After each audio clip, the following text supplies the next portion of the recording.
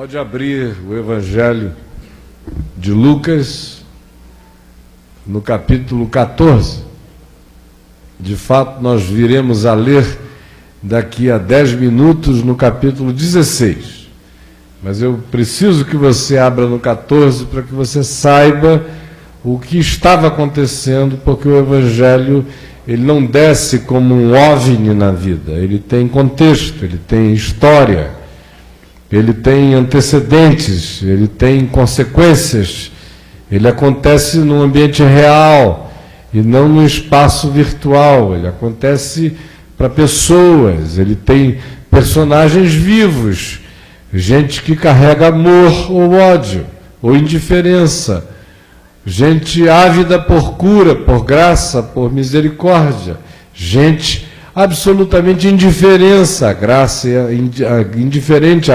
e à misericórdia, gente precisando de perdão, gente fazendo pouco de perdão, gente se sentindo incomodada por curas que aconteciam ao mesmo tempo em que havia pessoas achando que poderiam manipular Jesus e enganá-lo com meia dúzia de palavras interessantes. Gente que, em sendo exposta à realidade pivotal e central e essencial da mensagem de Jesus, tentava desviar o alvo para um subtema, para ver se não ficava cara a cara com a verdade. Gente profundamente incomodada com os atos e os modos de Jesus, com a sua veemência ante a hipocrisia, com a sua misericórdia ante o quebrantamento, com a sua renitência quanto a relacionar-se de maneira tranquila com aqueles que eram os reis do exemplo, os donos das certezas e das morais humanas, como os fariseus, e em contrapartida as facilidades que ele criava para publicanos desprezados e meretrizes abominadas e pecadores enleprosados na percepção dos que se sentiam superiores. Isso gerava hostilidades contra ele da parte daqueles que eram os chamados donos da cadeira de Moisés, da cátedra de Moisés, que tinham as chaves dos saberes da lei, conforme assim se consideravam os fariseus, os saduceus, os membros do Sinédrio, os escribas, os teólogos de Jerusalém, a classe sacerdotal como um todo.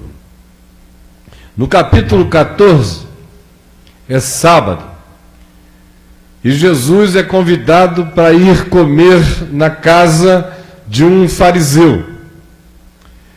Deve ser sábado na virada já do período de abstinências de movimentos e de alimentação na residência de um fariseu ortodoxo.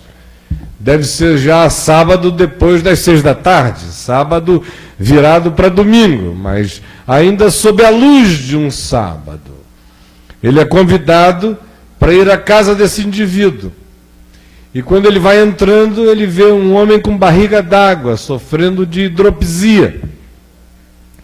E conquanto a casa esteja repleta de convidados, e depois a gente vem a verificar, no texto subsequente, como havia inclusive uma disputa de importância sobre os assentos preferenciais, as alas VIPs, como é comum no meio das hierarquias religiosas, Jesus, ignorando e não levando a sério e não se preocupando, como jamais esteve preocupado com essa quantidade enorme de pessoas nessa orgia de disputas e nessas fogueiras de vaidade, ou diante do espírito crítico dos que queriam encontrar nele qualquer que fosse o pretexto e a desculpa para julgá-lo, alheio a tudo isso e mais do que consciente acerca disso tudo, ao ver o homem que sofria de barriga d'água e de hidropisia, não quis nem saber qual era o dia, não quis saber se aquilo iria suscitar questões polêmicas e de interpretações ambivalentes. Ao contrário, ele bota logo a mão sobre a barriguinha do homem, vai aliviando dele aquele desconforto instalado nele, sabe Deus por quantos anos, e o cura, porque sabe que sob aquelas vestes festivais com as quais o homem com barriga d'água havia bem se vestido para ir à festa. O que havia era um ser sofrido, carente, doído, em desconforto, de modo que ele o cura e suscita imediatamente uma questão na casa. Hoje é sábado, a gente veio aqui para comer pão, não foi para curar o homem não, deixa ele comer com barriga d'água mesmo. Já tem água na barriga, não precisa nem beber, basta botar o pão para dentro, não dava para esperar até amanhã. Mas por que curar agora? Aí Jesus diz: seus hipócritas, em qual de vocês que se o filho, ou um boi, ou uma ovelha cair num buraco em dia de sábado, vocês não vão retirar de lá imediatamente? Vocês deixariam um filhinho ou netinho que caísse num buraco, ficar gritando a noite inteira só para virar o sábado, e vocês o retirarem de lá? Ou ainda que fosse uma ovelha, vocês não fariam isto? Como eu sei que vocês fazem. Agora, por que se vocês fazem isso com o que vocês não criaram? Com o que não pertence a vocês? Com o que é propriedade indébita? Porque tem dono superior. Por que não faria eu, então, com todos os direitos de criação e de amor de Deus, o que eu acabei de fazer, libertando esse homem dessa dor e desse desconforto? Aí, não sossegado, ele começa a olhar o pessoal que está no ambiente. Aí começa a ver aquelas disputas: ó, levanta que chegou o bispo tal, entrou o apóstolo não sei quem, apareceu o pastor fulano de tal, veio o rabino não sei o que, ou o fariseu de um grupo mais ortodoxo do que ortodoxia. Vamos dar lugar, vamos abrir espaço, vem para cá, você para cá, aquela coisa toda, aquela reunião que vocês participam delas com muita frequência. Vem para cá, senta aqui, fica na frente, você não, é aquela história inteira da distribuição dos lugares. Aí ele diz: olha, quando vocês forem a um lugar assim público, não procurem os primeiros lugares, porque tinha aquele pessoal que faz exatamente como a gente vê acontecer. Eles vêm e ficam assim, andando bem na frente, né? Vêm de lá para cá, para daqui, olhar para lá. Primeiro querem ser vistos pelos homens. E depois daqui vem se sobram os assentos importantes, ou se constrangem alguém a dizer: fica aqui.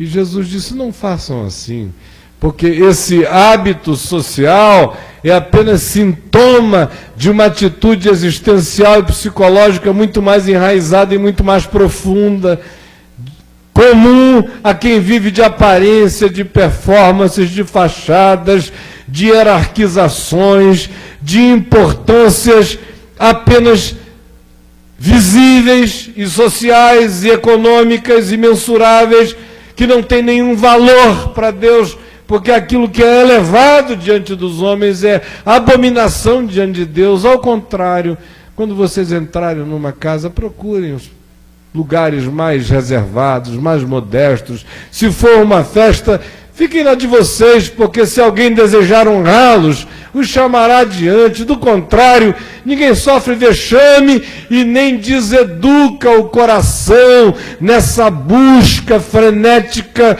por vaidades que apenas tornam o ser tão supérfluo e tão oco que ele deixa de existir. Não façam isso contra vocês.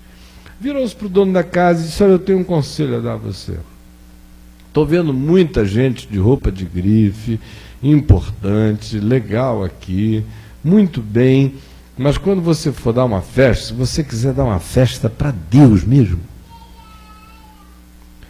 faça o seguinte: não convide nenhum desses aqui, porque esses aqui estão fazendo barganha com vocês.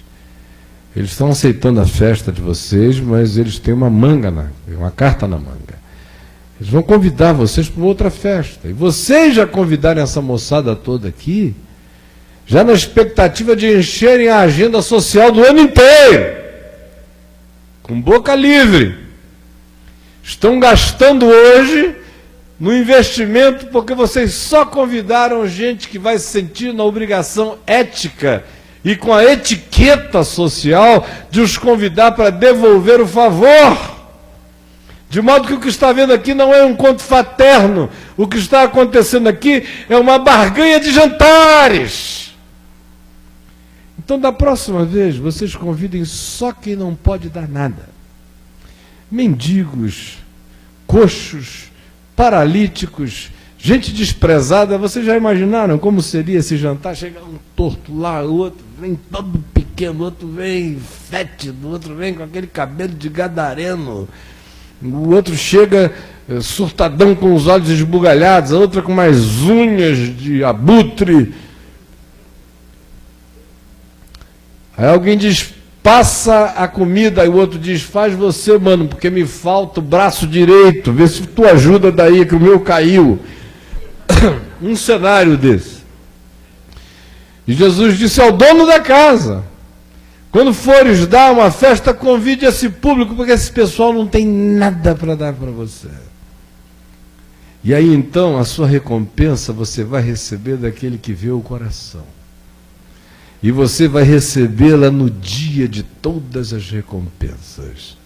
E eu não estou dizendo isso a você só por causa de jantares, mas para educar o coração de vocês a aprender a viver no secreto, no silêncio de verdades no íntimo, que são vistas por Deus e que não são objeto de performances humanas. Aí quando ele acaba de dizer isso, tem uma pessoa no auditório que resolve dizer o seguinte, bem-aventurado é aquele que comer pão contigo no reino de Deus, aleluia, aleluia, amém ou não amém, irmãos? Uma pessoa assim falou isso lá, glória a Deus, oh glória. Aí Jesus olhou para eles e disse, olha, não é bem assim não. Essa sua declaração, ela é uma orgia oral inconsequente. Porque o reino de Deus é semelhante a um homem que resolveu convidar os seus amigos para bodas, para festa, para uma celebração longa, e fez a sua lista e mandou avisá-los. E quando o dia do evento, que era mais um advento, estava para acontecer, ele começou a receber desculpas e escusas. Alguém disse que tinha comprado uma grande propriedade, precisava ir visitá-la justamente naquele período e não poderia ir à festa. Um outro tinha comprado algumas cabeças de boi e precisava prová-las, testá-las e ver se elas tinham força e capacidade de produtividade no arar do campo. Outro disse que tinha uma razão mais do que justificada. Ele havia se casado e a festa do homem ia cair justamente em cima da lua de mel. Ia ser um negócio assim de estragar a lua de mel dele. E esse a gente entende mais fácil do que qualquer um outro, né? Eu não posso ir por causa disso, não, já pensou, eu vou aí para a tua festa, vai ser muito gostoso, mas eu estou com uma outra festa marcada, que é minha mesmo aqui. E ninguém foi. E Jesus disse que o dono da festa então chamou os seus servos e disse, agora vocês vão pelos atalhos, pelos becos, pelos guetos, pelas esquinas, pelos lugares escabrosos e escuros, e vocês convidem a quem vocês encontrarem, gente de qualquer tipo, de qualquer raça, de qualquer cara, com qualquer doença, com qualquer erisipela, com problema de pele, com problema nos olhos, com problema nos dedos, gente ereta, gente torta. Mas se for gente, convidem para que a minha casa fique cheia. Mas nenhum daqueles convidados que não se acharam dignos do meu convite, nenhum deles provará desse pão. Respondendo à mulher super devota, que tinha resolvido acabar com a história da conversa sobre o jantar convidando gente simples para que a recompensa fosse feita só por Deus, com aquela intervenção que dizia, aleluia, bem-aventurado quem comer pão no reino de Deus, e Jesus estava dizendo, deixe de ser hipócrita, porque o reino está aqui, o convite está sendo feito, nenhum de vocês está se apresentando, é por isso que publicanos, meretrizes, pecadores, gente de outros lugares estão vindo, estão sendo acolhidos. E vira-se para eles e lhes diz que seguir a Jesus significava carregar a sua própria cruz e avaliar as implicações, que ninguém jamais conseguiria ter uma relação com ele inconsequente, que teria que ser como alguém que avalia se com uma determinada quantidade de tijolos ele consegue terminar uma torre, ou como um general, um rei, que entrando numa situação de conflito internacional com um outro rei, avalia-se com o seu contingente bélico e militar, ele consegue enfrentar aquele que vem contra ele carregando o dobro de potencial bélico. Do contrário, Jesus disse, não brinque disso, não arremede isto. Nós estamos falando de algo que ou acontece porque se incrustou na sua consciência, de modo que você me segue e não faz perguntas, porque confia que o caminho é caminho da vida, ainda que você carregue a sua cruz, e ainda que você tenha que dizer não ao seu self, às personas que você criou para você mesmo, depurando o seu eu, de modo que sobreviva só você, e não essa legião de criaturas que você agregou a você mesmo, e isso só vai acontecer se você seguir exclusivamente a mim. Faça isto. E a vida de vocês vai ficar liberta desse panteão de trocas e de barganhas e de relações cheias de imitação de fraternidade humana e nenhum significado de amor verdadeiro a ser vindicado e confirmado genuinamente por aquele que conhece os corações.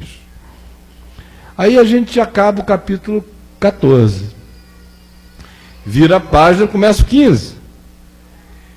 E o 15 começa dizendo o oposto, porque ele sai dessa moçada cheia de pedigree, desse pessoal que frequentava veterinário de 5ª estrela, um bando de pitbull, mas todo mundo bem tratado, e ele deixa também o ambiente interno da casa e vai para o lado de fora, vai para a esquina, vai para a praça, fica perto do bar, fica ao acesso dos pecadores. E pecador não visita a casa de fariseu. Para ele se encontrar com meretrizes, isso não acontecia na sinagoga, uma reunião das meretrizes com potencial de conversão. Não era assim. Era na rua, na esquina, na praça. E o que ele sugeriu nas parábolas dele que fosse feito, ele mesmo encarnava e fazia. De modo que ao invés de mandar mensageiros, ele diz o que aqueles que são discípulos deveriam fazer, ao mesmo tempo em que ele próprio vai aos guetos, aos antros e a todos quantos eram despojados de tudo e os acolhe, já que os convidados originais só davam desculpas. E só encontravam problemas, e só privilegiavam o sábado à cura, o dia ao homem, as aparências ao coração, as barganhas à graça, as importâncias objetivas contra os significados interiores, verdadeiros, subjetivos e genuínos e instalados no coração, já que com eles era assim.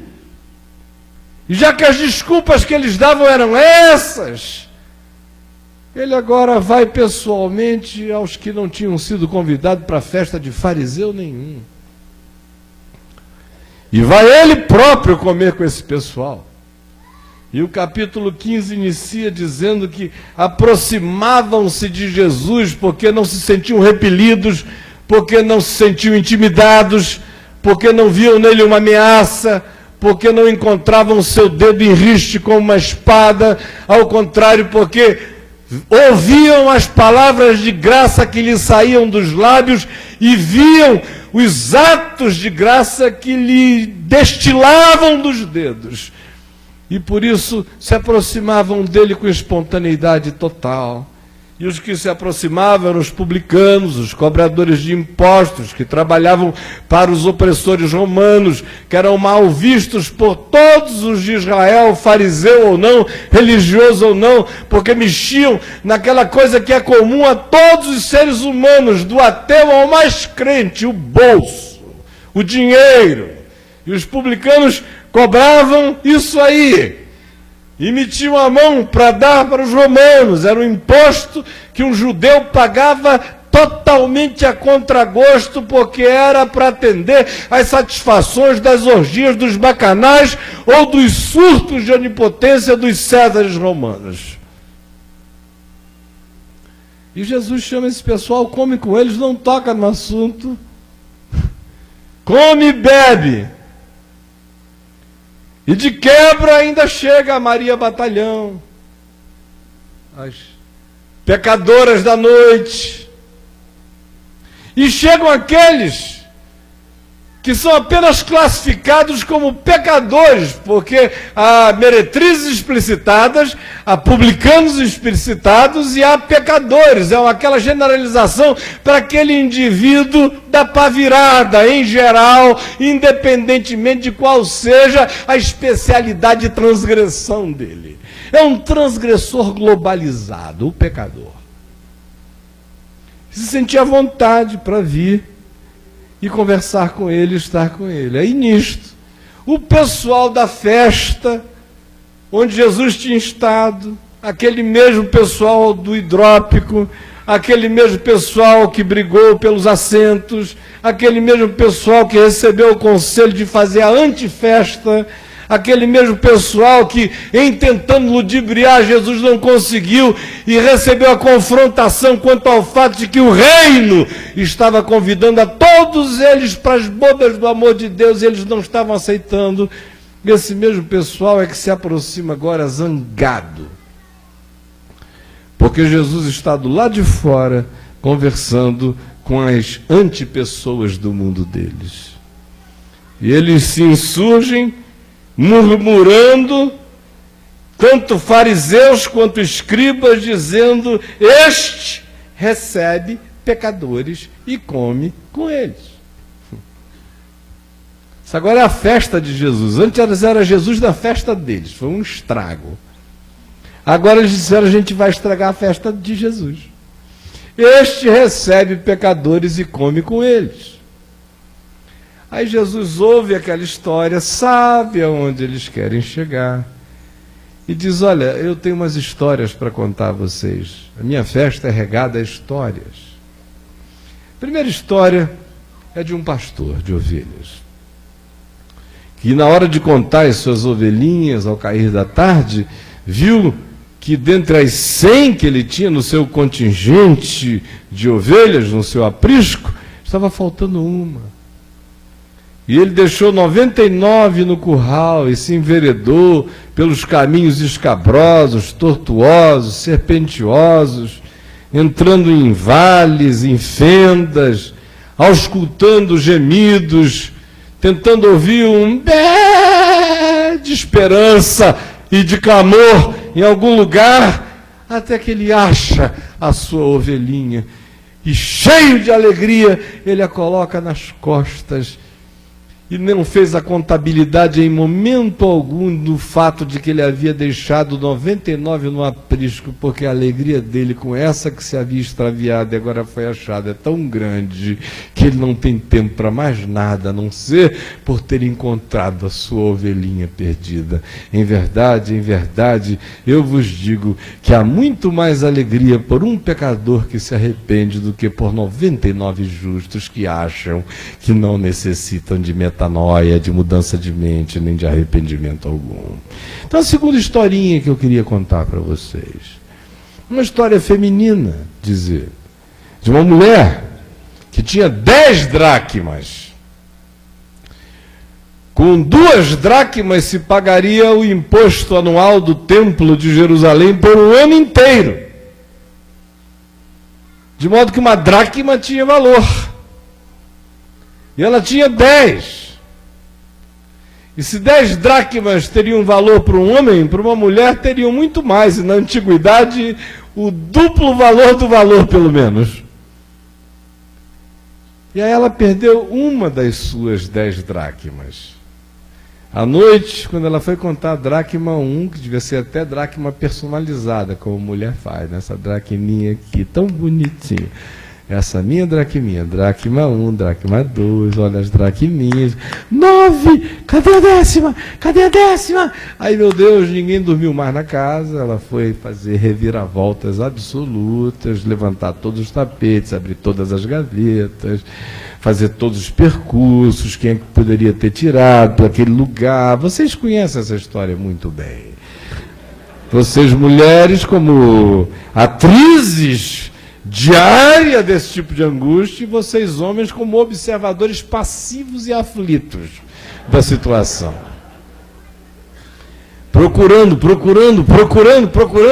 e o cara já está ali quase dizendo, olha, eu te ofereço 100 dracmas para você desistir desta. Só pela paz da gente, por favor. Mas ela não, ela queria a dracmazinha dela perdida. E é legal que Jesus conhece tanto a psicologia humana, porque foi ele que criou cada criaturinha humana, que essa parábola só caberia numa mulher, porque um homem ia dizer, meu Deus, sobraram 9, meu tempo de utilidade é muito grande, ia haver custo-benefício, amanhã eu vou estar cansado demais, cada dia eu posso produzir uma dracma e meia, por que eu vou dormir mal hoje? Ia fazer aquelas contas que o homem faz, vamos dormir, essa dracma está cara demais para procurar. Tinha que ser uma mulher. E com isso ele está dizendo que existe uma obsessão, uma compulsão salvadora em Deus que parece com uma mulher catando uma dracma perdida. E que não sossegue enquanto não encontrar. Se em verdade eu vos digo que ao achar a sua dracma, ele é capaz de gastar as outras 9 que ela tinha economizado só para dar uma festa, chamar as amigas e dizer, alegrai-vos comigo, porque eu achei a minha dracma que estava perdida. E eu tenho mais uma história para contar a vocês. E os fariseus e os escribas ouvindo. A essa altura o assunto já está pensando, esse cara está falando de dinheiro. Porque olha só, no primeiro ele deixou 99 em troca de 1. Isso é um péssimo negócio. Nenhum empresário faz isso. Você não está querendo ensinar já coisa errada para a gente, meu Deus. E quer dizer que Deus também faz negócios dessa natureza horríveis. O nosso Deus não, o nosso Deus é um Deus de prosperidade. Ele fica com as 99 e a que se perdeu que se dane. E se for da terceira idade, que ache o caminho sozinha. Aquela pensãozinha de INSS não vale nem a pena atrás dela.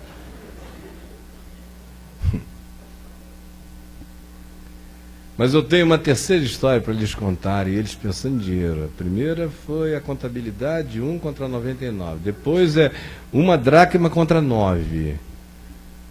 Esse cara está querendo passar uma mensagem financeira. Lá ele já acabou com as nossas trocas, nossas festas, de alternância social, nosso Lions Club. Onde eu dou para você, você dá para mim, eu dou para você, você dá para mim, eu dou para você, você dá para mim, a gente vai dando um para o outro, e no fim todo mundo come na casa de todo mundo, não custa caro a ninguém, todo mundo tira uma onda, ainda faz bons negócios. Isso é uma associação dos homens e mulheres de negócio, do farisaísmo pleno. Então, a gente ainda faz bons negócios, ele está fixado no tema financeiro, ele está. Depois manda a gente convidar quem não tem o que dar. Ele quer falir o negócio da gente.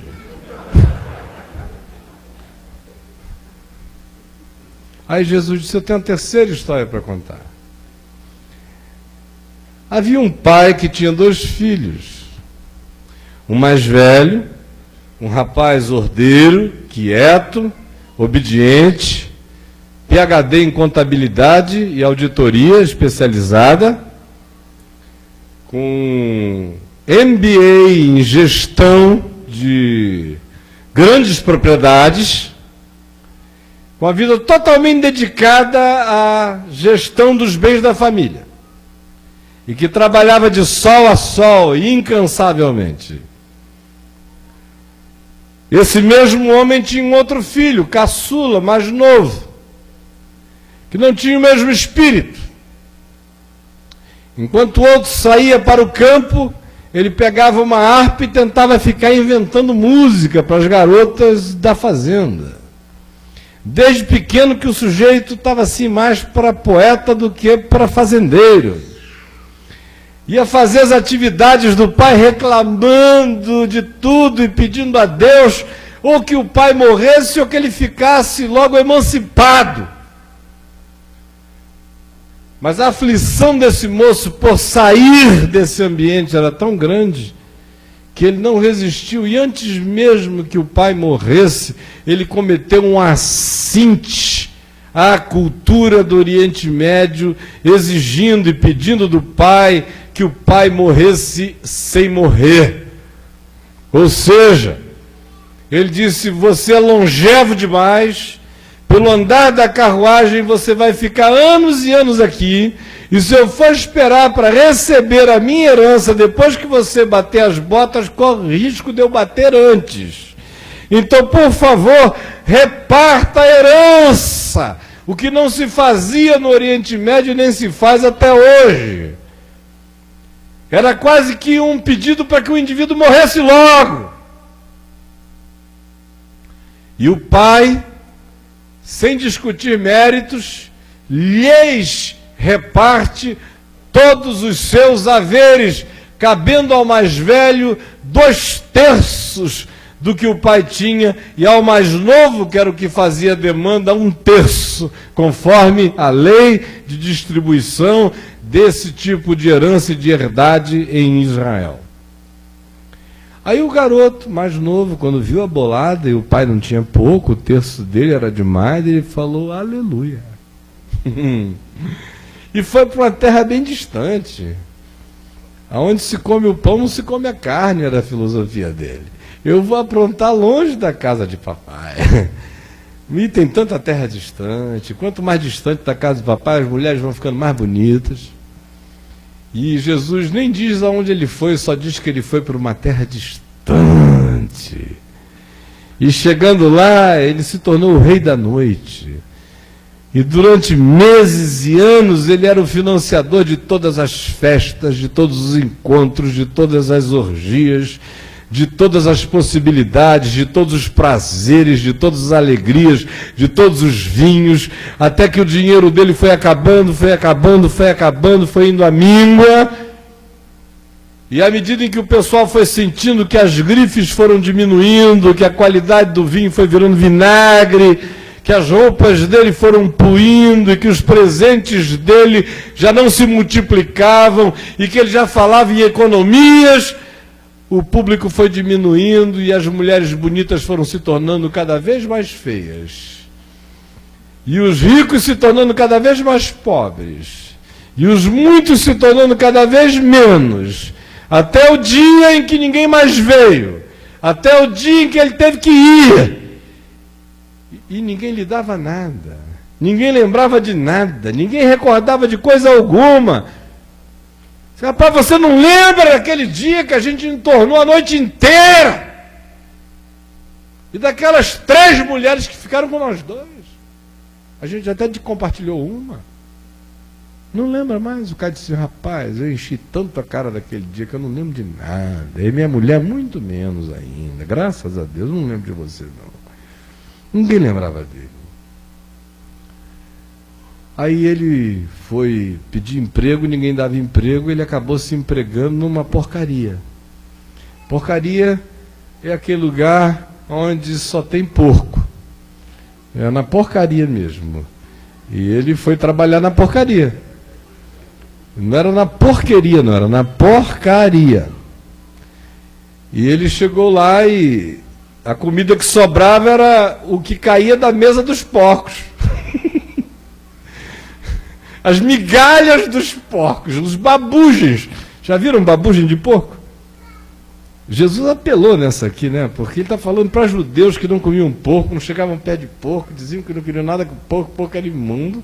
Agora ele bota esse indivíduo vivendo com porcos, cuidando de porcos e comendo o que sobrava dos porcos.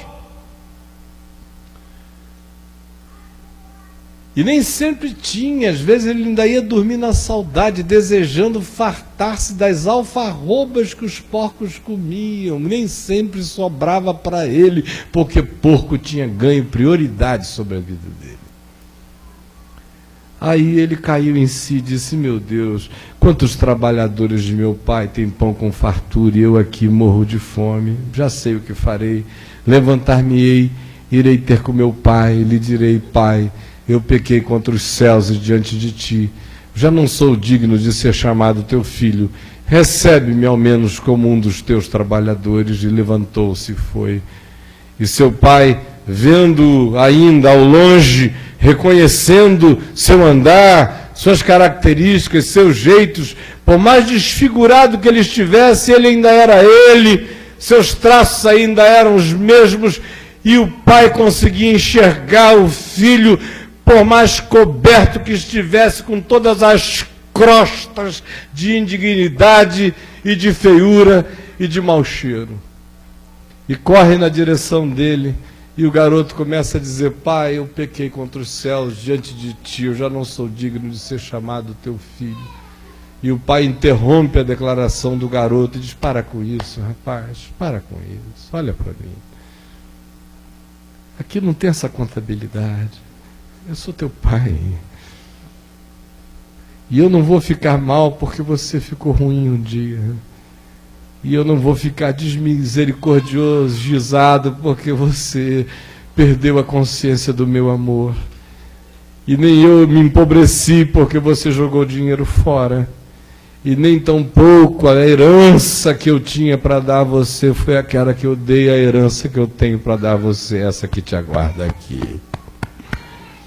E chamou os empregados e disse: põe uma sandália nos pés do menino, um anel no dedo dele, vistam-no com uma roupa de gente, dêem um banho no garoto e perfumem-no e unjam-no, e mandem matar aquele novilho cevado e preparem um churrasco do melhor tipo e convidem a melhor banda da cidade para tocar, porque é necessário que nós nos regozijemos e nos alegremos, porque este meu filho estava morto e reviveu, estava perdido e foi achado. E todo mundo veio para a festa, e o dia ainda não tinha se posto, e os instrumentos já estavam afinados, e o forró continuou. E eles estavam dançando felizes. Tem gente que pensa que isso aqui é uma alegoria. Jesus começou o ministério dele transformando água em vinho, não foi em suquita, numa festa de casamento. E Deus sempre que convida para uma coisa boa, nunca é para um jejum e oração, é para bodas, para uma festa, para isso. Deus gosta de festa, de muita festa. A Nova Jerusalém, lá não tem choro, não tem nada disso, é uma festa de gozo eterno, infinito e de perplexidades sem fim. Aí quando o filho mais velho vem chegando do campo, suado, cheio de carrapato, ralado, sabe, tinha se cortado no caminho, deu uma topada, entrou uma farpa no dedão dele, sentou errado umas urtigas, isso aí o bicho vem assim angustiado, ai meu Deus, a vida é má. Aí de repente ele chega e diz: ainda bem que eu tenho aquele irmão que deve estar em algum lugar distante, que não aparece mais aqui, porque se eu tivesse que ainda lidar com a vida do jeito que ela é, encarar aquele cara em casa tocando aquele violão dele, aí eu me suicidava de raiva. Aí quando ele vai chegando perto da casa, ele começa a ouvir aquelas músicas, né? Eram todas músicas do repertório do irmão. Isso o quê? Estão tocando isso aqui? Aí outra, o que foi? Uma crise de nostalgia no papai? Está com saudade do mano, que eu não chamo mais nem de mano, aquilo ali é qualquer outra coisa, mas não é um mano. Aí quando ele foi chegando e vendo aquele povo todo dançando, porque Jesus disse, ouvindo as músicas e vendo as danças. Literalmente esse povo que foi a essa festa aqui não era evangélico, né? Porque senão eles não teriam ido. Senhor, desculpe, a parábola é sua, muito bonita, a gente entende a interpretação, mas nós não vamos entrar nessa sala não, senão nós vamos ser todos disciplinados. Porque pode ser até que Deus não ligue para isso, mas lá na igreja não escapa. E como a gente é mais fiel à igreja do que a Deus, aí a gente não entra não. Só não leva a gente a mal não, Senhor. Aí o rapaz chegou do lado de fora e chamou um criado lá dentro. Aí veio o moço. Falou, o que está acontecendo aí, rapaz? Me explica. E ele disse, foi teu irmão. Aí o cara já foi batendo aquela agonia nele, e a cabeça dele foi tremendo, ele se adrenalizou completamente, e os dentes rangeram e uma gagueira primal que o possuía em crises de surtos de raiva voltou, e ele começou a babar. E aí o servo disse, vai sobrar para mim. Aí eu falei, esse é um assunto para pai e filho, eu não me meto nessa história, não tem nada a ver com isso.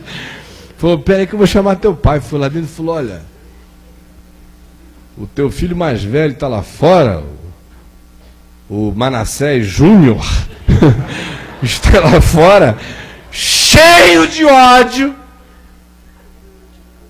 porque o Simão chegou aqui. E tu deixa uma festa, e pior do que isso, ele tinha uma fixação naquele novilho cevado que o senhor mandou matar.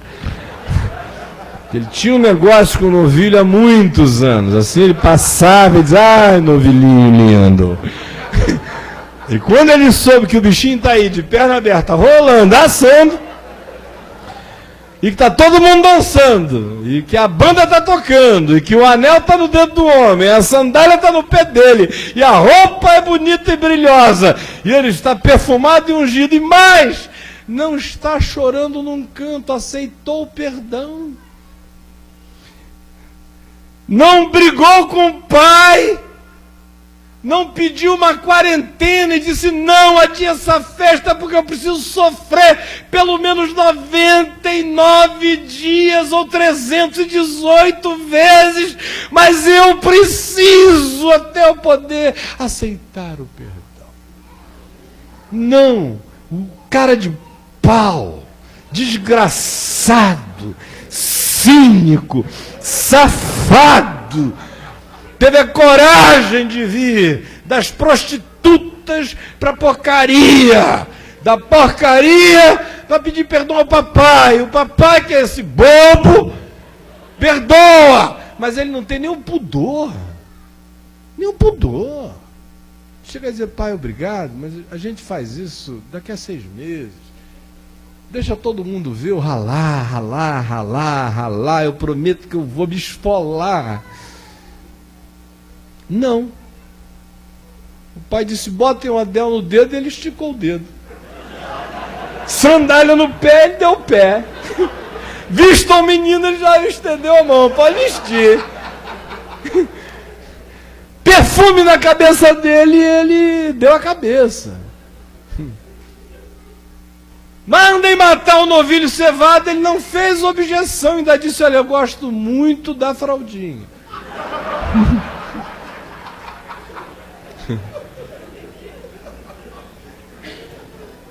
E quando o pai mandou buscar a banda, ele podia ter pedido um fado,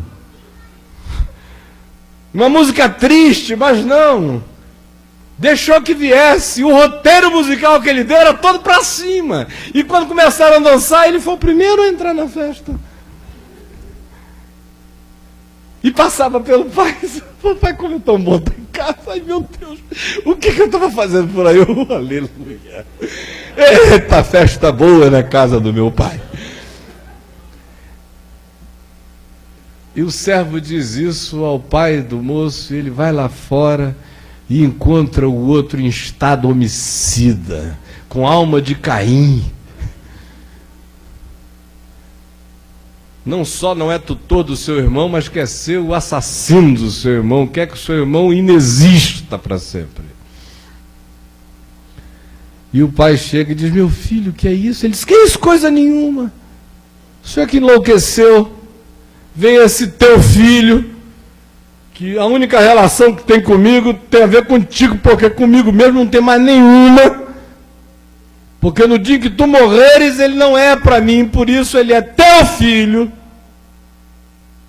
que desperdiçou os teus bens com meretrizes, coisa que eu sempre tive vontade de fazer e nunca fiz.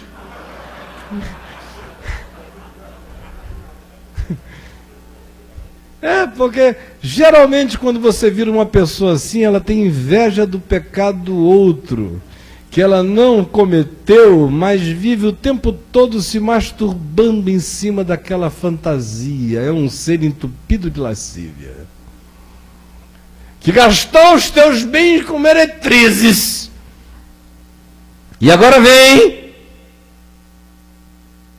e tu mandaste matar para ele o novilho cevado. Olha a fixação do homem no novilho. E nunca me deste sequer uma cabritinha para eu me alegrar com os meus amigos. No lugar do novilho, uma cabritinha servia. Aí o pai disse: meu filho, pare com isso, tudo que é meu é teu. O que era dele aqui ele gastou, que foi 1/3 da herança, está na mão de todas as prostitutas da terra distante. Agora o que ficou aqui é teu. Se é meu, é teu mais ainda. Mas não se amesquinhe, porque a gente não está falando de dinheiro, nem de terra, nem de propriedade, nem de trabalho, nem de homem, ora. A gente está falando de vida. Era necessário que nos alegrássemos e que nos regozijássemos, porque esse teu irmão estava morto e reviveu, estava perdido e foi achado, e procurava conciliá-lo.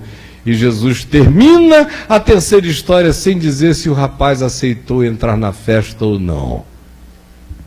Deixou para a gente decidir, deixou o rapaz sermos nós. Se a gente fica fora, se a gente entra. Se a gente fica odiando a Deus por Ele perdoar tanto aos irmãos que a gente não ama, ou se a gente se deixa enternecer pelo amor do Pai e ama os irmãos a quem Ele perdoa, e entra na festa e dança as danças da alegria do Pai. Não satisfeito, Jesus contou uma quarta história, e foi a última para a alegria de vocês hoje à noite, não é? Senão eu iria até amanhã de manhã. Já pensaram? E a quarta história, os fariseus e os escribas estão ouvindo, estão dizendo: o negócio desse cara é dinheiro. Vocês viram? Como ele não dá o menor valor para dinheiro.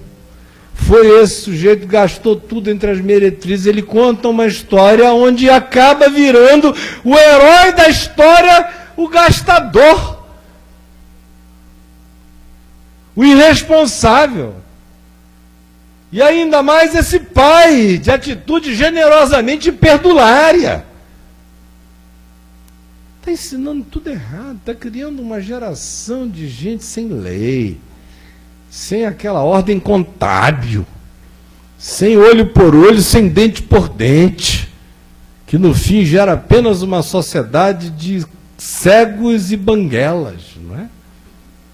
Porque olho por olho, dente por dente é assim, no fim fica todo mundo cego e todo mundo banguela, não sobra nada em ninguém. Olhos são só dois, eu arranco um teu, você arranca o meu. Você arranca outro meu, eu arranco outro teu. Aí a gente vai ter que trabalhar na boca, né? Aí no fim fica você cego e com a boquinha murcha, e eu também. A gente, sem se ver e falando das coisas de Deus com muita piedade. Então, ele conta a quarta história. Já vi um homem rico, aí só estou dizendo, vai falir mais um. De um homem rico, que colocou alguém para ser seu administrador. E depois de um tempo ele ouviu dizer que o administrador tinha se mudado para Brasília.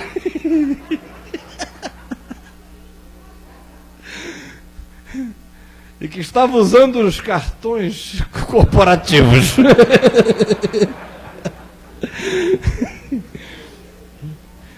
E ouviu dizer que o administrador estava fazendo negócios na China com o dinheiro dele. Porque ele era um grande produtor.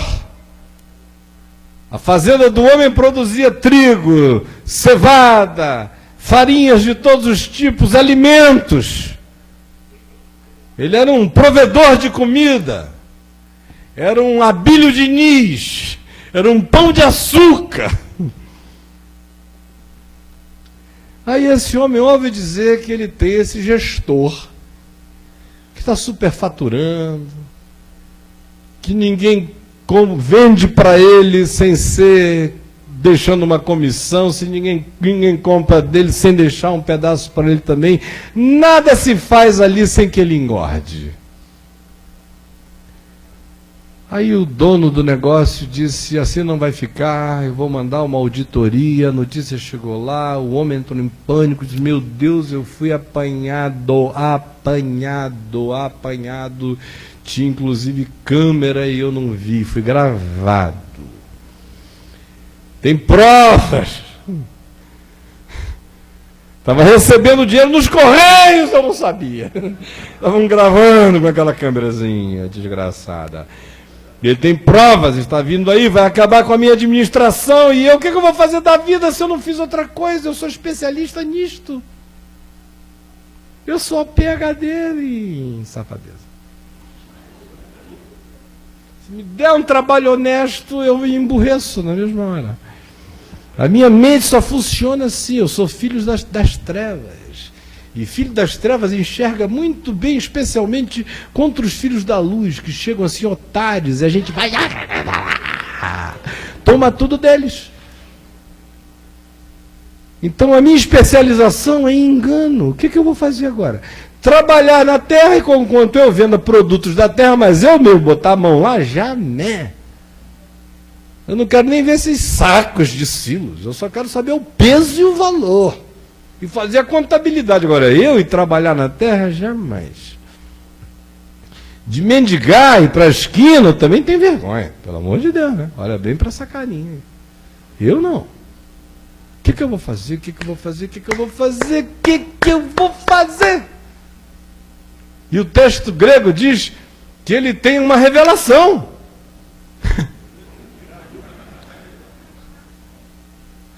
Quando ele diz aqui, já sei, o texto grego equivale a uma coisa tipo eureka. Uau! Sabe aquelas revelações? Acendeu a luz do professor Pardal da malandragem. Tchá! Uau! Já sei o que eu farei. No dia seguinte ele amanheceu com um esquema montado, mandou e-mail para todo mundo durante a noite, olha, reunião no escritório cedo, todos os credores, a partir das 8. Aquela fila de gente que devia ao patrão dele. E a auditoria chegando.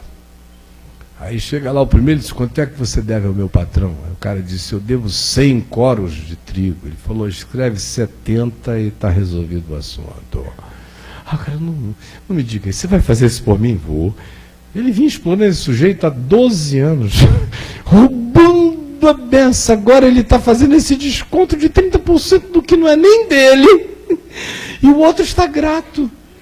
Muito grato, obrigado. Eu não sei como te agradecer. Beija a mão dele. Olha, se precisar de mim para qualquer coisa, se você precisar de mim para qualquer coisa, eu estou aí. Nunca me esquecerei dessa sua bondade para comigo. Ele disse, por favor, não esqueça, não. Eu preciso, inclusive, que você ore por mim. Aí veio um segundo. Quanto é que você deve ao meu patrão? Aí o indivíduo disse, eu devo 200. E ele disse, então escreve aí 132,99. E o resto, esquece. Aí obteve o mesmo resultado de gratidão. Ele foi fazendo assim o dia inteiro. No fim, ele tinha uma carteira de gratidão que não tinha tamanho. Ele tinha criado uma clientela de gratos que não acabava mais. E quando o patrão dele chegou, Jesus disse, e quem ouvia eram os fariseus e os escribas, e agora já uma outra multidão do mesmo espírito, do mesmo naipe, da mesma raça canina. E Jesus disse que o patrão do homem o elogiou, e elogiou o Senhor, o administrador infiel, porque se houvera sábia e atiladamente. E aí Jesus completa ele mesmo, já não como parábola, mas como aplicativo dele à vida, dizendo, por isto eu vos recomendo, das riquezas de origem iníqua, fazei amigos, para que quando estas vos faltarem, estes amigos vos recebam nos tabernáculos eternos. Eita! Eu passei a minha vida inteira querendo encontrar um teólogo macho para interpretar esse texto e não encontrei. Todo mundo diz que é um texto difícil, porque Jesus está usando elementos aéticos para ilustrar uma ética. Aí fica todo mundo, mente de fariseu se negando a entender o óbvio. Quando ele diz isso, ele parte para dizer que quem não é fiel no pouco, não é no muito. Se alguém não é fiel na aplicação das riquezas de origem injusta, se ele não consegue trabalhar a relatividade do que acontece nesse mundo de ambiguidades, quem é que vai ter acesso ao que é verdadeiro? Se a gente vive num mundo de ambiguidades, ele diz, nesse mundo de ambiguidades, ainda que você tenha feito o que não é bom, pegue o que restou e do produto final, faça o melhor.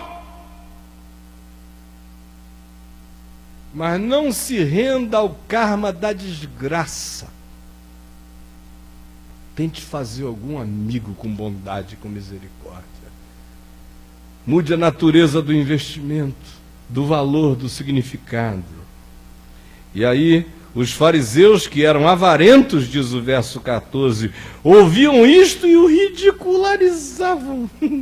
Tinham o tempo todo dinheiro e não se enxergaram. E o que Jesus estava dizendo o tempo todo era uma coisa muito simples. Olha, se vocês acham que vocês são os do aprisco e que esses são os perdidos, saibam que a lógica do Pai é invertida. Ele vai atrás de quem está perdido e nem de quem se acha achado. Saiba que Deus tem coração de mulher, com fixações irreprimíveis, e que Ele vai procurar o que é dele até o fim. Saibam que Deus tem coração de Pai misericordioso, e Ele reparte graça até com aquele que vai usar dessa bondade contra a vida, quase até a morte, e que vai voltar desfigurado, e que vai ser acolhido porque o outro mudou, mas o Pai não muda. E que vocês, fariseus e escribas, que se sentem como 99 num aprisco, ou como 9 dracmas que não se perderam, ou como o filho mais velho que trabalha de sol a sol para os negócios de Deus, cuidem para que vocês não estejam perdendo a chance de entrarem no ambiente da graça, da riqueza, da misericórdia, auto-excluindo-se do meu perdão, porque se vocês não puderem perdoar esse irmão, vocês ficam fora da festa que eu não cancelarei. E mais que isto, e foi isso que eu vim pregar, foi sobre a quarta história. Eu só a introdução, mas eu prometo que eu termino em 5 minutos. Mais do que isto, todos vocês são administradores infiéis. Só existe administrador infiel no mundo. Alguém aqui acha que é melhor do que alguém? Todos aqui só lidam com iniquidade. Até a pombinha que se oferece por um sacrifício no templo viajou por mãos iníquas. O dinheiro que se usou para adquirir foi dinheiro que a gente não sabe a procedência. E a própria existência de algo chamado dinheiro já é manifestação de pecado, porque dinheiro significa que eu acumulo poder contra o outro que não tem poder, de modo que a vida será medida por quem tem poder para obter, e será malvada contra quem não tem poder de obter, de modo que na própria raiz daquilo que a gente chama dinheiro, habita a essência da iniquidade, porque Deus não criou a árvore do dinheiro, criou a árvore da vida. Então, quem quer que lide com dinheiro tem que saber que está lidando com um movimento iníquo, que tem origem iníqua sempre. Não nasceu de santos. Santos dizem, vamos repartir. De Deus, tudo é vosso e vós de Cristo. Santos não pensam com essas categorias, então assumam que a origem é perversa, que divide o mundo, que faz de uns senhores e de outros escravos. E ele admite a realidade do mundo caído, e podendo discutir o significado desse mundo caído, ele prefere, no entanto, ser prático e dizer, já que as coisas são assim, e já que vocês são assim, então façam o melhor do que vocês puderem, porque aqui só tem administrador infiel. Aí você diz, eu não sou. Eu trabalhei no Banco do Brasil, me aposentei com honras. Eu devolvi até centavos. Não tem nada lá em casa que eu não tenha suado para ganhar, e eu sei. Mas não é disso que você está falando. Porque o teu patrão não é o Banco do Brasil, a gente está falando daquele que é santo, santo, santo. E aí diante dele todo administrador é infiel. Mesmo o mais fiel de todos. Mesmo o funcionário público mais Caxias. Mesmo o promotor do Ministério Público mais incorruptível. Os intocáveis dos homens são corrompidos para Deus. Só tem administrador infiel.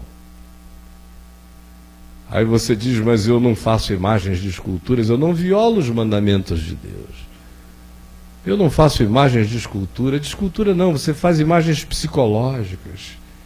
Você tem os seus deuses apóstolos, bispos, você tem o seu panteão de adorações. É por isso que você anda debaixo da cobertura de uns e de outros, porque se o cara der na veneta dele que você agora não é mais de Deus e disser que não dá mais a cobertura, você vai secar pelo caminho e você acredita nessa macumba. E acredita, mas não faz imagem de escultura, você faz pior. Você é pagão, pagão, pagão, vivendo sob os auspícios de um bruxo, mas você não faz imagem de escultura. Você não toma o nome de Deus em mão, você não diz, Deus, vai para Nossa Senhora. Você não diz. Mas você toma o nome de Deus até para dar bom testemunho, porque tem gente que acha que para glorificar Deus vale mentir. O cara tinha uma gripe, a gente diz que foi uma tuberculose que Jesus curou. Tem gente que acha que para glorificar Deus vale contratar gente para ficar até curado em reunião de cura divina. Como eu conheço vários que contratam os paralíticos para ficarem curados naquela hora exata, e as luzes das câmeras já estão até marcadas com ponto de X e tudo. Só o povo bobo é que não sabia onde a cura ia acontecer, mas o diretor de imagens lá dentro já sabia. Todos os doentes que iam ficar curados. Todo mundo paga para ficar? Não tomo o nome de Deus em vão, mas julgo os irmãos o dia inteiro. E tem uma língua que é igual ao inferno, que faz o diabo se sentir modesto perto da sua maldade peçonha. Mas não tomo o nome de Deus em vão, nunca. Não honro o dia do sábado, mas honro o do domingo. E eu honro o domingo assim. Segunda, nem tanto, né? Porque a gente já tem um trabalho danado no domingo. Acorda cedo, vai para aquela escola dominical, participa daquela classe que repete as mesmas coisas. Já sei que foi Abraão que gerou Isaac, que gerou Jacó, que teve 12 filhos, que Judá, que foi que procedeu. Eu já sei, já aprendi essas coisas, que a Bíblia tem tantos livros, já sei as ordens, já sei tudo, aprendi o pacote doutrinário lá da igreja, já sei o que pode, já sei o que não pode, já sei também a etiqueta do gestual. Já aprendi tudo isso. E no domingo eu dedico a isso. Eu ainda me ralo todo. Eu chego lá às 3 da tarde, sabe Deus como, depois daquela feijoada. Eu ainda entro naquele ônibus e chego lá e canto no primeiro coral, no segundo coral, no terceiro coral. E eu ainda ensaio. Eu ainda aceitei agora fazer uma visitação de hospital. E eu vou.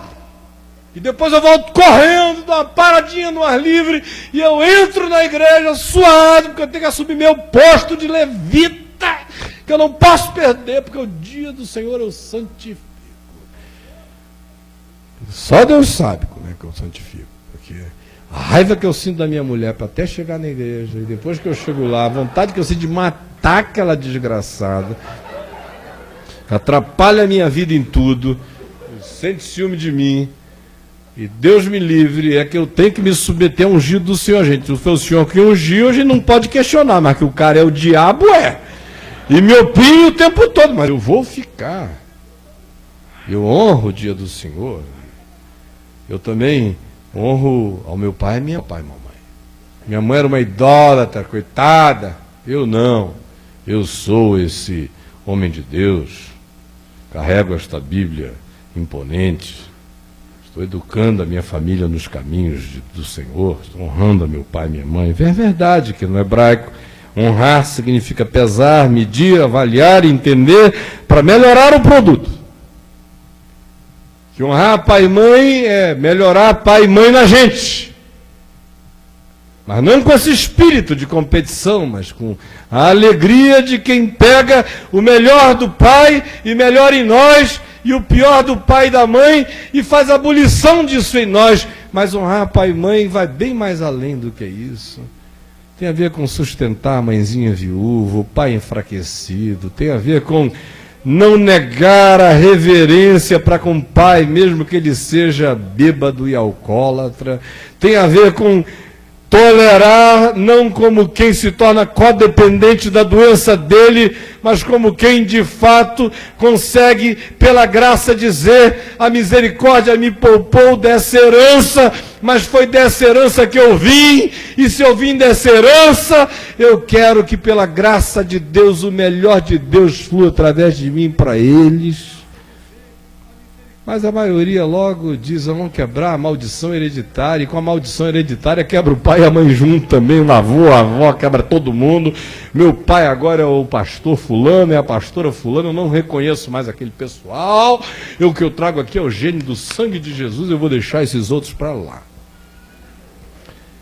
Eu honro a lei de Deus, porque eu nunca adulterei, nunca, já tive muita vontade. Já estive assim na beirada,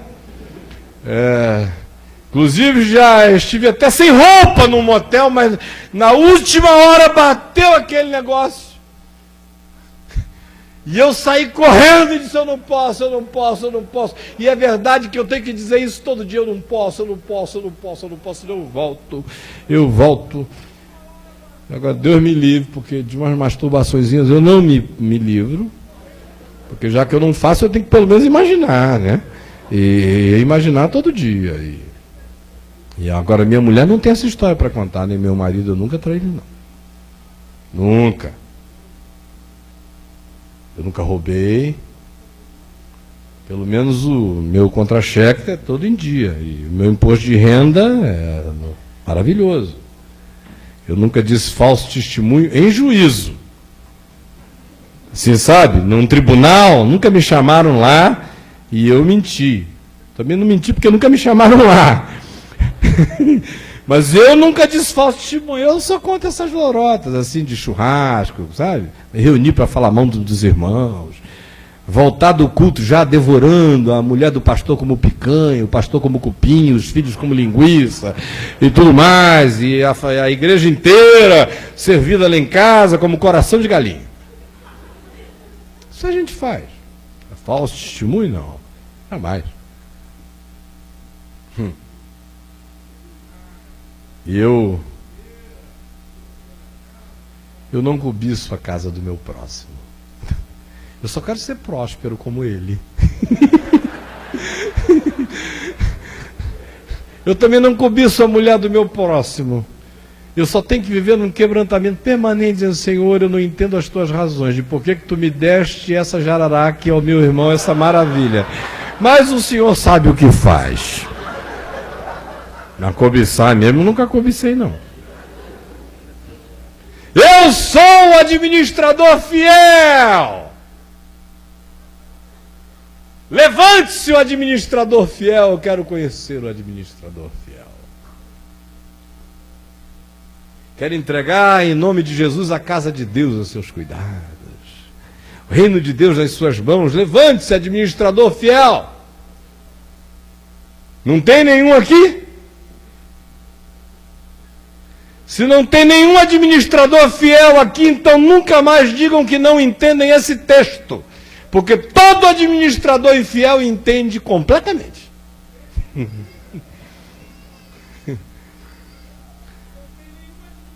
E aí sabe o que Jesus está dizendo?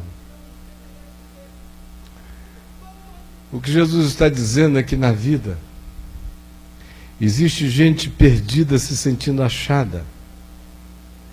Existe gente pensando o tempo todo no seu auto-engano, que Deus se satisfaz com aparências, com festas, com encontros, com fraternalismos, com dias santos, com obediências exteriores, com todas essas comunitariedades que não são nada mais, nada menos do que apenas troca de favores visando reciprocidades mais adiante. O que Jesus está dizendo é que quem quer que se sinta curado sofre de um mal tão grande que não pode ser curado. O que Jesus está dizendo é que quem quer que, ouvindo esta palavra do Evangelho, simples como esta que eu disse, porque a que eu disse foi a dele, eu me limitei a repeti-lo. E se alguém achou básico demais, vá para casa e diga: eu não posso mais ouvir Jesus, porque Jesus virou basiquinho para mim. Do contrário, meu irmão, bote a viola no saco, o joelho no chão, porque a única coisa que eu fiz aqui foi repetir o que Jesus contou para a gente, como eu e como você. E o que ele está dizendo é que a lógica de Deus é inversa da nossa. O que é elevado entre os homens é abominação diante de Deus. Elevado para os homens é preservar 99 ovelhas e jactar-se de que elas estão sadias. Elevado para Deus é redimir uma, toda machucada, mas que ainda vive, pode se recuperar. Elevado para os homens é se jactar de que perdendo uma não sente falta. Elevado para Deus é sentir falta de todas. Elevado para o homem é glorificar e honrar aquele que faz de tudo nas exterioridades para demonstrar a sua fidelidade para conosco e não ter jamais o coração aberto para aquele que, tendo nos prejudicado, volta pedindo graça e perdão, assim como todos nós que filhos pródigos somos, voltamos pedindo graça e perdão e fomos incluídos na misericórdia. O que Jesus está dizendo é que existe a grande chance de que a gente participe de uma fraternidade de ódio, de modo que a graça de Deus que cobre um irmão faz mal ao coração do outro, que passou a vida inteira desejoso de praticar os pecados e os equívocos desse que os praticou e agora volta arrependido e não teve coragem de os fazer. E não se perdoa por não tê-los feito, e por isso transfere o seu ódio para o irmão, transfere a sua raiva para Deus, transfere a sua raiva para o perdão, odeia a graça e diz apenas: há quantos anos eu te sirvo sem transgredir nenhuma ordem tua, e tu nunca me deste nem um cabritinho para me alegrar com os meus amigos. E o que Deus está dizendo é que se a sua vida deu errado até aqui, se você hoje caiu da jactância de pensar que é um administrador fiel, e se você lê o que Jesus ensina no que se convencionou chamar de Sermão da Montanha, e entende, e você vê e discerne, que você confessa para fora que tem um só Deus, mas seu coração está cheio de divindades emocionais e afetivas, e de pessoas, e de objetos, e de desejos, e de caprichos, que tem o lugar e a supremacia de Deus milhões de vezes na sua vida. Mas se você vê que o nome de Deus é tomado em vão todos os dias por você, até quando você tenta ser devocionalmente elevado e diz: eu juro por Jerusalém, eu juro pela Nova Jerusalém, eu me comprometo, eu declaro, eu decreto por Deus e por sua palavra. Jesus diz: não faça nada disso, seja apenas ente do sim, e do não, e do não, porque vocês não têm poder sobre nada. Não botem Deus nas coisas assim, digam apenas o que concerne a vocês. No que me concerne, sim é sim, não é não, o resto é do Senhor, e o que passar disso na minha boca terá procedência maligna, o que é pior do que tomar o nome de Deus em vão. Você fica sabendo que não basta não adulterar do lado de fora, aquele que no coração cobiça o pratica. Não basta apenas não matar do lado de fora, aquele que tem ira imotivada é homicida, o que odeia o seu irmão é homicida, ou o que deseja que o seu irmão desapareça é homicida. Aquele que diz raca, aquele que diz oco, aquele que diz nada, aquele que torna o seu irmão um vácuo, aquele que deseja que ele se torne uma não existência para si e para os outros, matou seu irmão sem tê-lo assassinado fisicamente. Falsos testemunhos são ditos em cada juízo emitido. E o coração é cheio de cobiça, e Jesus disse: é dele que procedem os maus desígnios. Prostituição, adultérios, roubos, idolatrias, feitiçarias, cobiças, maldades, perversidades, todas essas coisas procedem do coração. Por isso eu pergunto: aonde está o administrador e fiel entre nós? Ou será que aqui confirma-se a verdade do Evangelho quando diz: pois todos pecaram e igualmente carecem da glória de Deus?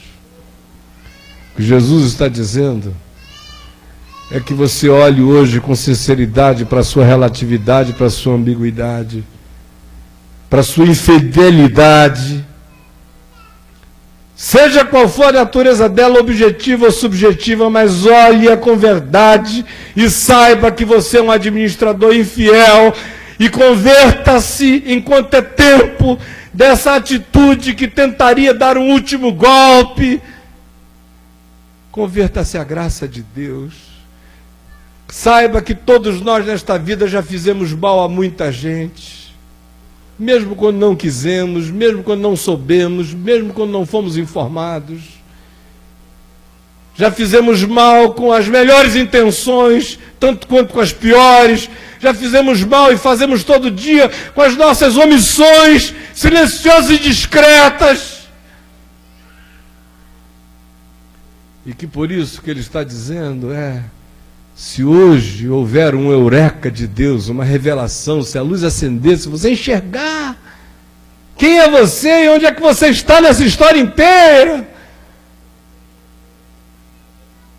não sucumba à lógica das contabilidades dos fariseus, que preferem 99 à salvação, que preferem segurança de poupança a encontrar o que se perdeu, que preferem um filho raivoso cuidando da casa do que um filho arrependido voltando para o amor, e que preferem um administrador infiel até o fim do que um indivíduo que pelo menos no apagar das luzes se converte e diz: eu vou trocar todos os meus bens por um capital imponderável, por misericórdia, por gratidão, por graça. Vou mudar os meus caminhos, vou jogar o meu pão sobre as águas, vou investir no invisível. No passado, no meu, não cabe mais nada, mas no meu futuro ainda cabe tudo. E no dia chamado hoje, eu posso recalcular as coisas e eu posso acreditar que a bondade vai prevalecer sobre a contabilidade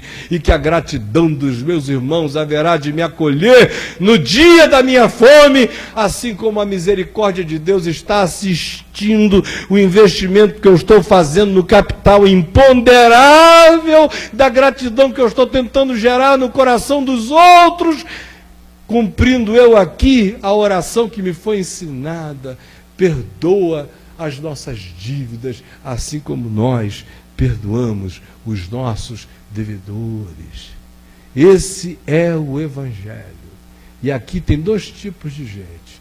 Tem o pessoal de Lucas 14, zangados com a cura do hidrópico, querendo tirar onda, ir para um lugar assim com muito festival e muito glamour, querendo aparecer para Deus, para os anjos, para o diabo, para os irmãos, querendo ir para o Moulin Rouge da espiritualidade, querendo virar gospel do Senhor de qualquer modo, com purpurinas perceptíveis, para a glória de Deus, fazendo contabilidade, sendo auditor do reino, dono dos negócios de Deus. E tem também gente que não sabe aonde se enfiar, que foi apanhada, que foi flagrada, que se enxergou, que se percebeu. E que a única coisa que pode é, em se sabendo perdida, se deixar achar. Em sendo achada, se deixar incluir. Em se arrependendo e voltando, aceitando o perdão, e em ganhando uma luz, ainda que no apagar das luzes, pegando o produto que sobrou e do que restou, tentando fazer a coisa certa. E a coisa certa é investir naquilo que pode gerar graça para mim, porque os misericordiosos vão alcançar misericórdia. E eu quero que o meu coração pegue o que sobrou, e sempre sobra, e Deus é aquele que encontra a terra sem forma e vazia, porque Ele tanto é o Deus que cria, dizendo bara, criando, tirando do nada, como Ele é aquele que pega o que já existiu e se corrompeu e se deteriorou, e que está sem forma e vazio, e recria, e põe vida e põe ordem, e pega o que restou, e devolve esse indivíduo às esperanças dos tabernáculos eternos. Eu não sei quem é você hoje aqui, você é que define de que grupo você é. Ninguém precisa ser filho pródigo para aprender o amor do Pai. A gente pode ficar trabalhando na casa do Pai com amor e com fidelidade, aprendendo a graça de Deus. Ninguém tem que comer babugem para aprender isso. A gente só não pode deixar que nenhuma justiça própria, que nenhum espírito religioso, que nenhum tipo de currículo vitae, e que qualquer que seja o que um dia nos ensinaram, se interponha entre nós e a graça de Deus, pedrando a nossa consciência e nos impedindo de sermos pessoas capazes de voltar, capazes de se deixar abraçar, acolher, e capazes de dizer um eureka, ainda que seja na última hora, e dizer: chega de estupidez, chega das lógicas da malandragem, eu vou me entregar à lógica da graça, que eu vou me entregar, eu vou dar, eu vou perdoar, eu vou franquear caminhos, eu vou facilitar jornadas, porque eu sei que assim fazendo, e usando de misericórdia, eu vou alcançar misericórdia. O que Jesus está dizendo é que o administrador infiel se tornou misericordioso, pelo menos por malandragem. Mas fez isso, atilada e sabiamente, ao invés de permanecer na burrice das contabilidades que enterram o nosso ser, não nos abrem jamais para a possibilidade de nos convertermos ao que a graça de Deus pode fazer de novo em nós hoje. Minha pergunta a você é uma só: quem é você nessa história toda? Conte para você mesmo e conte agora. Vamos ficar em pé e vamos orar.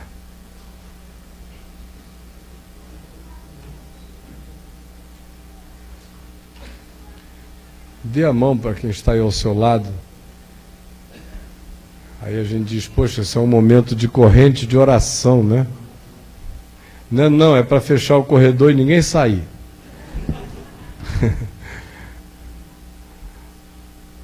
Agora, se você quiser sentir bem a mão do seu irmão, ela está gelada, quente, grossa, fina. Seu irmão. Você está pegando na mão de alguém que você não gostaria de estar pegando? Esse teu filho, Senhor, tem misericórdia dele.